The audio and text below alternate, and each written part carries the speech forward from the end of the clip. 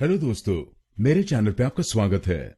ये एक और शब्द है जो काफी लोग गलत बोलते हैं, जैसे सर। आप इस शब्द को कैसे बोलते हैं? आइए सीखते हैं इसकी सही प्रोनाउंसिएशन क्या है। इसकी सही प्रोनाउंसिएशन है सावर। सावर। इस शब्द में दो शब्दांश हैं।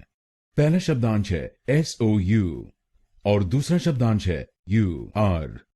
पहले शब्दांश को यानी SOU हम बोलेंगे साव, साव, और दूसरे शब्दांश को यानी UR हम बोलेंगे अर। तो बनेगा सावर, सावर, साव अर, साव अर, सावर, सावर। और ये ध्यान रखिए कि हमको पहले शब्दांश पर यानी SOU पर जोर डालना है। सावर, सावर। तो अब से इस शब्द को सार नहीं बोलिए, इसको बोलिएगा सावर, सावर।